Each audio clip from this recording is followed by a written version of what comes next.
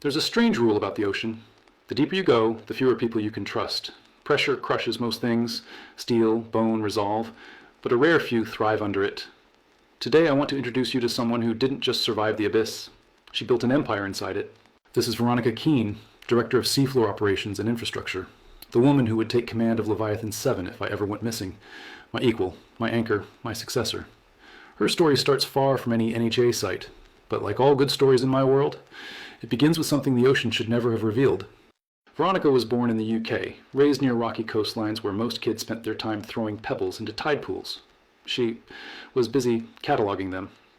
By the time she finished her postgraduate work, she wasn't just talented, she was one of the most respected marine biologists in the United Kingdom. Academics fought over her, institutions tried to claim her, and prestigious research teams started quietly rearranging their grant budgets just to work with her. But the ocean has a habit of noticing promising minds, and one expedition changed everything. Veronica was hired to participate in a long-term environmental research mission near the Great Barrier Reef, routine work, the kind scientists can do in their sleep.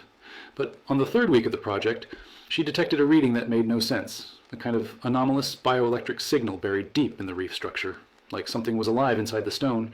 She went down to investigate, and she found, well, let's just say the NHA classified it faster than she could finish the dive log.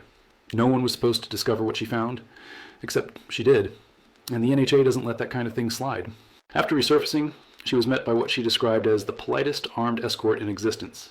They didn't threaten her, they didn't intimidate her, they simply escorted her to a containment outpost, sat her down, and gave her the same ultimatum they once gave me: join us, or lose everything you remember about this day, and possibly your entire field of expertise.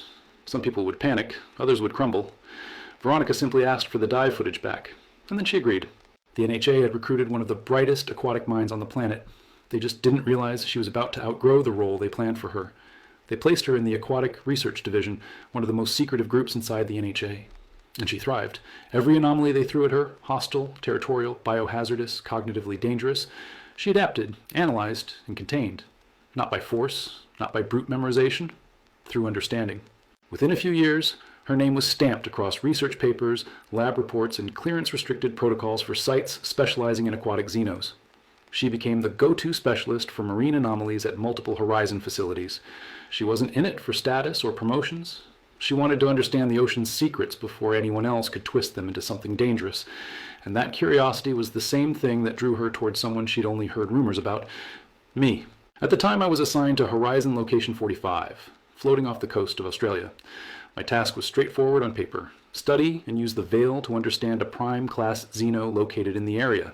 In reality, it was an assignment that was only given to me because they knew I could communicate with it. Veronica arrived as part of a temporary transfer, an observational specialist. That's foundation code for, this person is too smart. Keep an eye on them. The first time she stepped into my lab, she didn't say hello. She pointed at my veil and immediately asked how many neural channels it amplified. No hesitation, no awe, just curiosity. Clean, surgical, relentless. I'd met hundreds of scientists by that point. None of them saw the veil the way she did. Most treated it like something forbidden or cursed. Veronica treated it like a thesis topic. We spent weeks working the Xeno project side by side. She asked thoughtful questions. She challenged my conclusions. She improved my containment models twice, and eventually, she became someone I trusted as much as the veil itself. Not because she admired my work, but because she understood it. When Leviathan-7 was first forming, the Abyssal Command Council needed minds capable of seeing the ocean the way I did. Not as a threat, but as a conversation waiting to be decoded. Veronica was the first person I considered. When I finally approached her, I expected hesitance. Joining Leviathan-7 wasn't a simple transfer request. It meant leaving everything behind. It meant secrecy. It meant stepping into a world the NHA had buried under 100 layers of protocol. I barely got through the first sentence. She agreed before I finished asking. Not because she was following me, not because she was impressed by the veil, but because, in her words, if you're building something in the deep, then you're building something worth doing.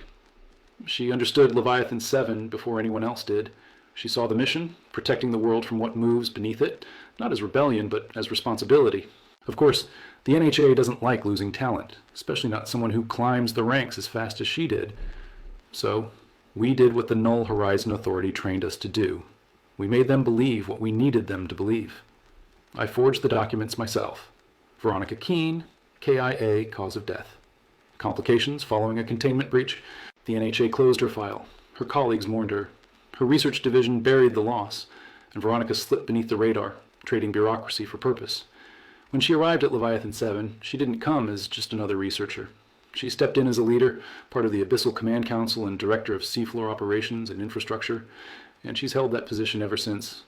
If Leviathan-7 is the creature, the structure, the machine, Veronica is the spine that holds it all together. Today, she oversees every inch of the seafloor territory Leviathan-7 operates in.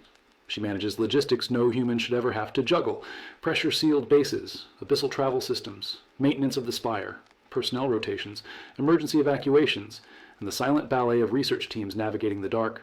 If I vanish tomorrow, if the NHA finds me, if the ocean finally claims what it's owed, Veronica Keene becomes Commander General. Not a substitute, a successor. She is the only person I trust with the full weight of the abyss, and the one I can count on to continue my work. And now, you know why.